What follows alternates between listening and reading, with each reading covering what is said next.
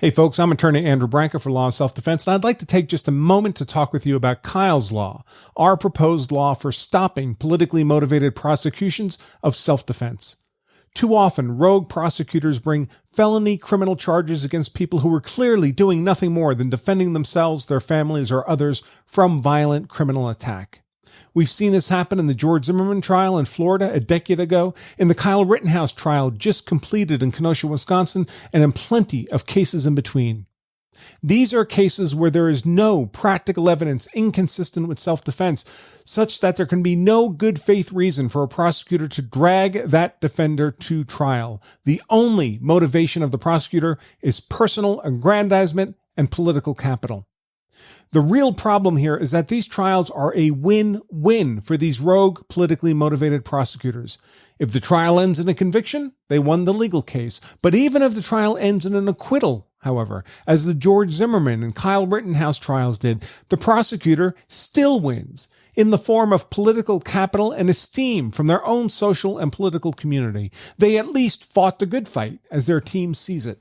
With a win either way, there exists zero disincentives for prosecutors to bring felony charges even in self-defense cases where the evidence and law overwhelmingly favor the defendant and an actual conviction is all but impossible. The consequences for the clearly innocent defender, however, are not win-win, they're catastrophic, no matter how strong his case is self-defense. For the lawful defender who finds himself the target of a rogue, politically motivated prosecutor, it's a lose-lose. Sure, the defender with the evidence and law on his side will probably win an acquittal, but at what cost? Especially with the mainstream media having demonized the defender for a year or more prior to trial as a murderer, a racist, a white supremacist.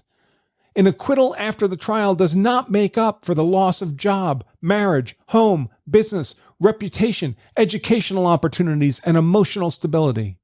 Indeed, many such acquitted defenders find it largely impossible to ever live a normal life again. It's time to change this equation. It's time to compel prosecutors to have skin in the game, to have something to lose if they bring a laughably weak, yet horribly destructive felony prosecution in the case of self-defense, and it's time to provide a path for the wrongfully prosecuted defender to get compensation for his monetary, reputational, and emotional damages. Kyle's Law is my proposal to accomplish exactly that.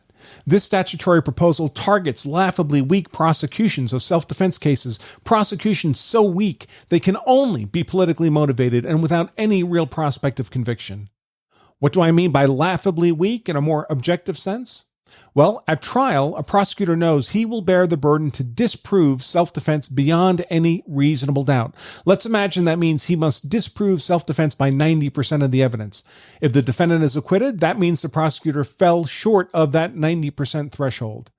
If they fall short of that threshold by a modest amount, say 75% instead of 90%, that still looks like a reasonable self-defense prosecution to my lawyer's eye. Fair enough. Good effort. But what if the prosecutor at trial can't even disprove self-defense by a mere 50%? Not even by that mere majority of the evidence. That's not a little bit short of beyond a reasonable doubt. That's enormously short. To my eye, that looks like a self-defense prosecution brought in the full knowledge that it lacks anything close to the legal merit needed for a conviction. In other words, like a prosecution brought for political purposes despite its obvious lack of legal merit. What I propose is that in every self-defense case, the jury instruction on self-defense includes a special question to the jury.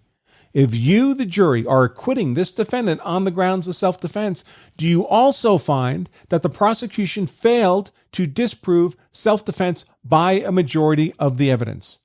If the jury agrees the prosecution failed to meet even this very low threshold, the defendant is immediately entitled to compensation for any losses resulting from this unfounded prosecution. And that compensation shall be made both by the state generally and by the prosecutor personally. First, the state generally. A self-defense defendant who qualifies under Kyle's law would be entitled to monetary compensation from the state for legal expenses, lost wages, and all other economic costs associated with the unjust prosecution. By the way, Washington State already has a statute that does precisely this, Statute 9A-16110, but it is the only state that does. This needs to expand to every state. Second, the prosecutor personally.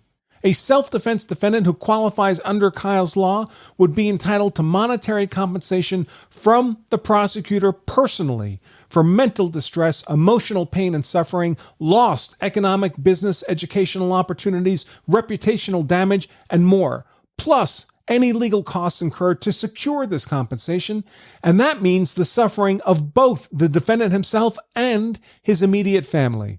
No state currently has this provision of law. Further, if the state seeks to reimburse the prosecutor for this damage award, that reimbursement also becomes the property of the self-defense defendant. Only by holding the state generally and the prosecutor personally both responsible for such cases of unjust persecution of self-defense cases can we keep these victims of violent attack who managed to defeat the attack through self-defense from also becoming victims of an assaultive justice system. At present, we are simply trying to raise awareness and build a community around this project of Kyle's Law. We are not seeking any funds or financing in any form from anyone, at least not yet. If you'd like to join the still informal Kyle's Law community without any cost or obligation at all, and simply for the purposes of being kept informed of our progress as we develop this legislative concept, I encourage you to visit lawofselfdefense.com/Kyle's Law. Thank you for your consideration of our Kyle's Law concept, and I look forward to having you join our modest but rapidly growing community focused on the legal defense of self-defense itself. Until next time, I remain Attorney Andrew Branca for Law of Self-Defense. Stay safe.